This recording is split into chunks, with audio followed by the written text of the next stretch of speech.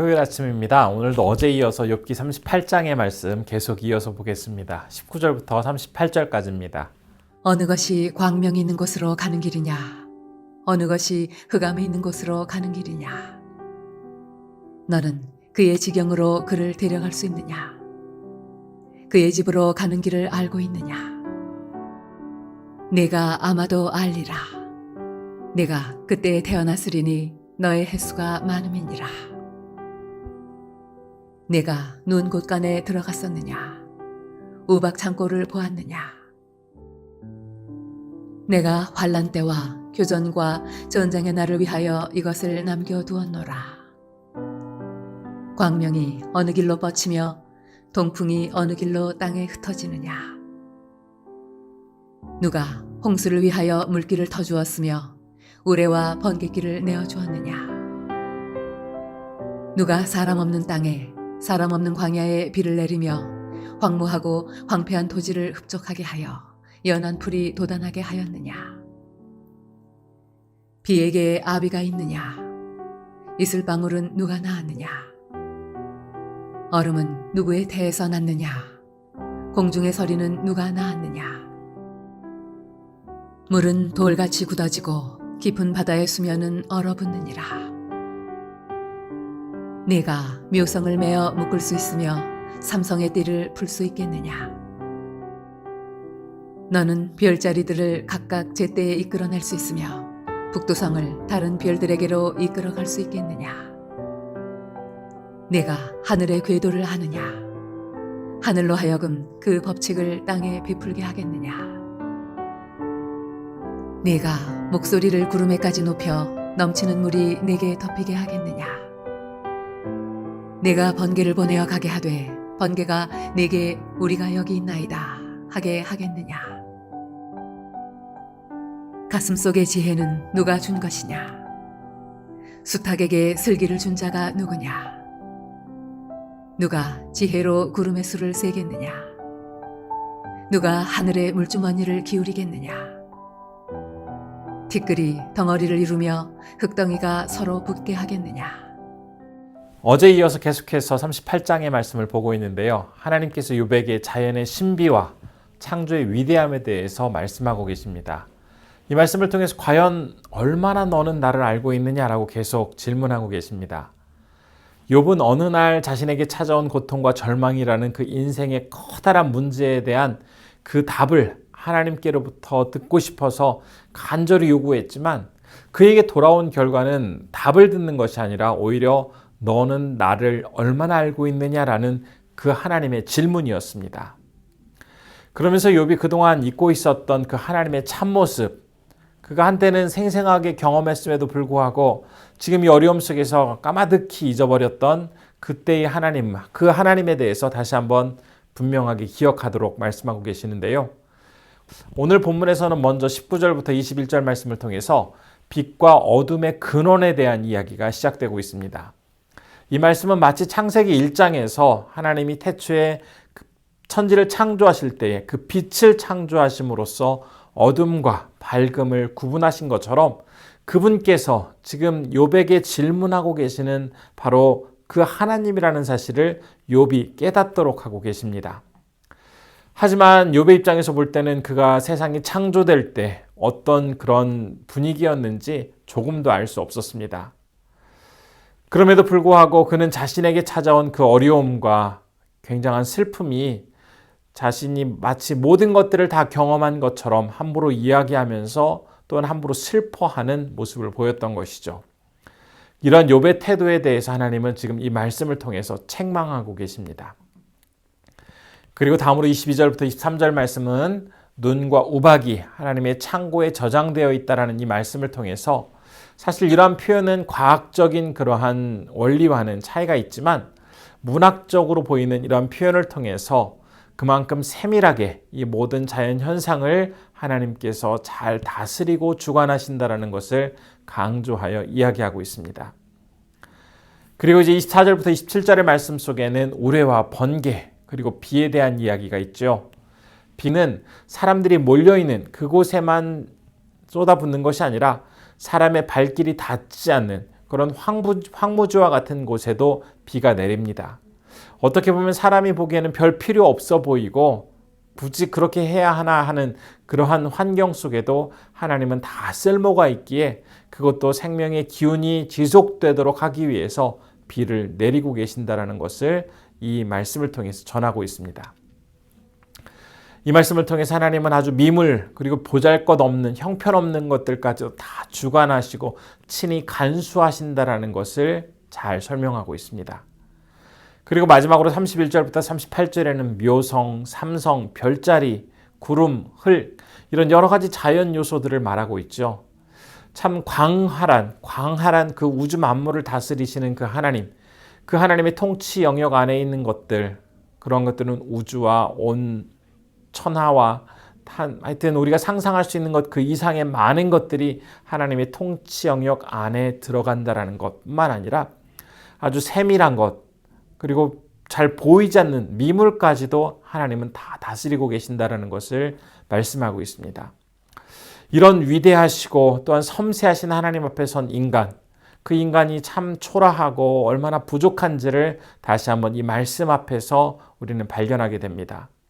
특별히 36절의 말씀을 보면 가슴속의 지혜, 수탈계, 슬기 이러한 눈에 보이지 않는 그런 현상까지도 하나님은 다 주관하시고 친히 개입하여서 통치하신다라고 너무나 분명하게 설명하고 있습니다.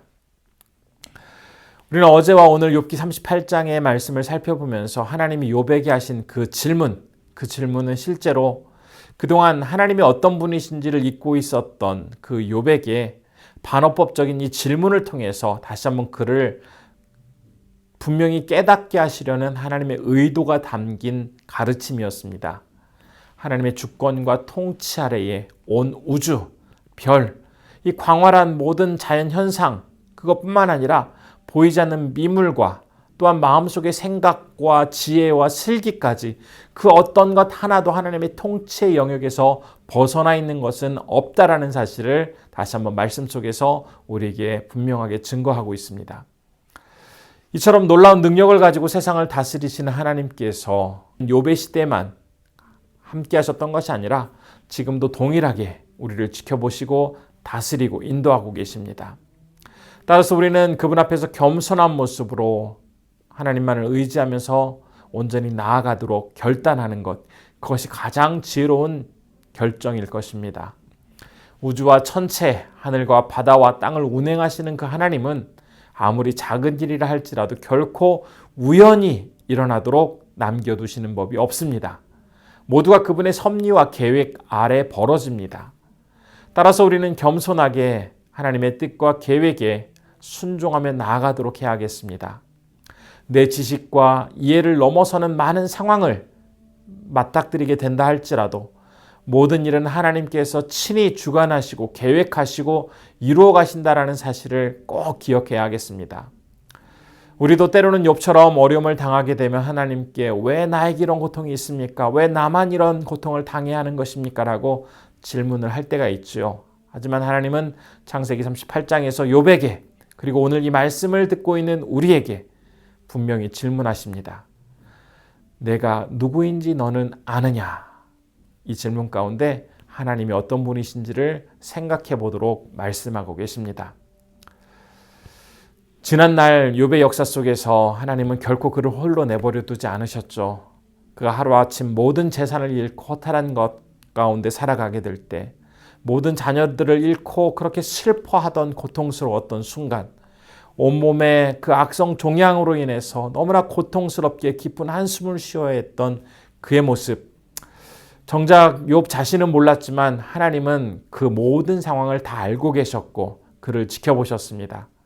이뿐만이 아닙니다. 그의 세 친구들이 와서 자신의 신념과 신앙으로 욥을 난도질한 것과 또 엘리후가 자신의 지식을 뽐내듯 가르치면서 욥을 참 힘들게 했던 그런 많은 사실들도 다 아셨습니다.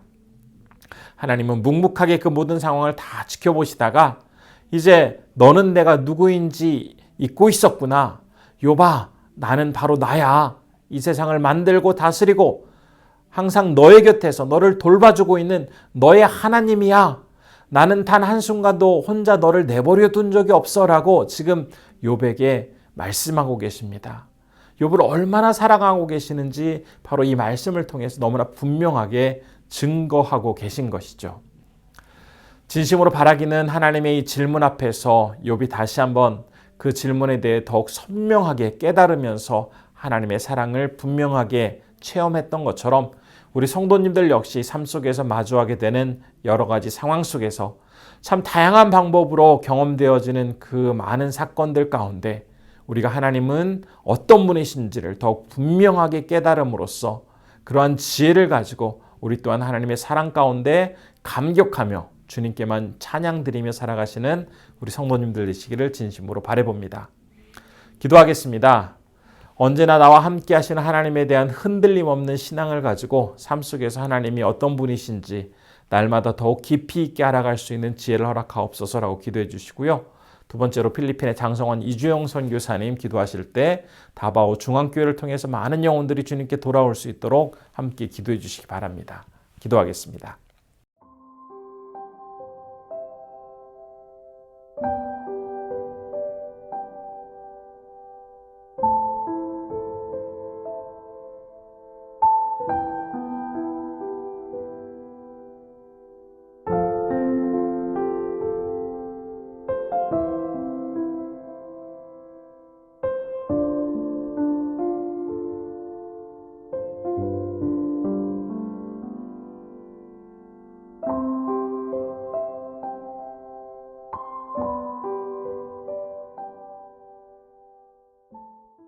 존귀하신 아버지 하나님, 어제 이어서 오늘 말씀을 통해서 온 우주 만물을 창조하시고 저 광활한 우주와 아주 세밀한 미세한 물건까지도 다 친히 관여하시고 다스리시는 하나님의 오묘한 솜씨를 바라보았습니다.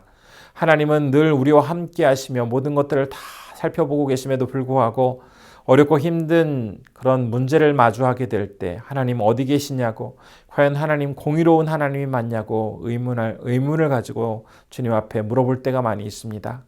그러면 오히려 더욱더 하나님은 우리에게 너는 내가 누구인지 아느냐라고 질문을 하심으로써 우리의 하나님, 위대하신 하나님, 전능하신 하나님을 다시 한번 깨닫고 우리가 하나님께 더욱더 온전히 의지하며 나아갈 수 있도록 만들어주시는 그런 놀라운 은혜를 다시 한번 말씀을 통해서 깨닫게 됩니다. 우리도 어떤 상황 속에서라도 하나님만을 의지하게 하시고 주님만을 더욱더 깊이 알아갈 수 있는 지혜를 더하여 주옵소서. 오늘은 필리핀에서 사역하시는 장성환 이주영 선교사님을 위해서 기도할 때 우리 선교사님에게 지혜를 주시고 다바오 중앙교회를 통해서 많은 영혼들이 하나님 앞에 더욱더 온전히 헌신하며 나올 수 있는 귀한 역사가 있게 하여 주옵소서. 오늘도 우리 성도님들 하루를 주님께서 책임져 주시고 내일 준비를 은혜 안에서 잘 준비하게 하셔서 하나님의 값없는 사랑과 또한 놀라운 은총을 만끽할 수 있는 소중한 하루 되게 하여 주옵소서. 언제나 우리와 함께 하시며 모든 것 되시는 예수 그리스도 이름으로 기도드립니다. 아멘.